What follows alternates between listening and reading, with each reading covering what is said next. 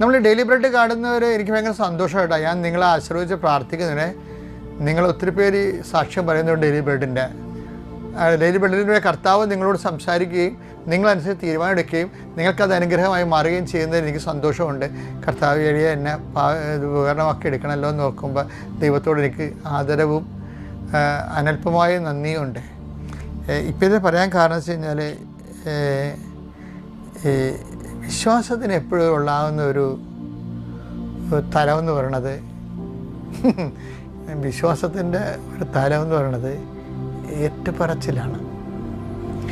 ഏറ്റുപറച്ചിലിന് റെഡിയല്ലെങ്കിൽ വിശ്വാസത്തിൻ്റെ ഉടുപ്പെടുത്തിടാതിരിക്കും നല്ലത്. വിശ്വാസം എന്താണെന്ന് വെച്ച് കഴിഞ്ഞാൽ അത് ബേസിക്കായിട്ട് ഏറ്റുപറച്ചിലാണ്.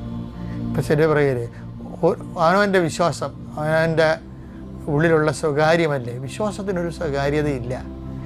സത്യദൈവത്തിലാണെന്ന് വിശ്വസിക്കണമെങ്കിൽ സ്വകാര്യമില്ല. വല്ലതിലും വിശ്വസിക്കുകയാണെങ്കിൽ സ്വകാര്യത ഉണ്ട്, അതിൻ്റെ സ്വകാര്യമായ കാര്യമാണ്. ചിലപ്പോൾ അത് വിശ്വാസം അന്ധവിശ്വാസമാകാം, നാട്ടുകാരറിഞ്ഞ കാര്യമില്ല, അവർക്കും ഗുണമില്ല എന്ന് പറയും. ഇത് അങ്ങനെയല്ല. നമ്മൾ സത്യദൈവത്തെ വിശ്വസിക്കുമ്പോൾ മറ്റുള്ളവരെ അറിയണം, അവർക്കത് ദൈവത്തെ കൊണ്ട് ഗുണമുണ്ടാകണം. അതിനെന്ത് ചെയ്യണം?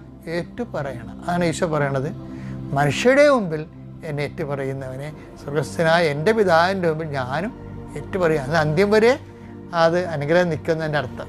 നമുക്ക് ഈ അതരം കൊണ്ട് ഏറ്റുപറയാവുന്നത്, ഇപ്പം നമ്മൾ ജോമാരെ ചെല്ലണത് അതരം കൊണ്ട് ഏറ്റുപറച്ചിലാണ്. പ്രാർത്ഥിക്കണ എല്ലാം അതരം കൊണ്ടുള്ള ഏറ്റുപറച്ചിലാണ്. പക്ഷേ ഏറ്റുപറച്ചിനൊരു കുഴപ്പമുണ്ട്. സ്വകാര്യമായിട്ട് ഏറ്റുപറയാം, അതിനൊരു മാർക്കുണ്ട്. പക്ഷേ സാമൂഹ്യമായിട്ട് ഏറ്റുപറയാം.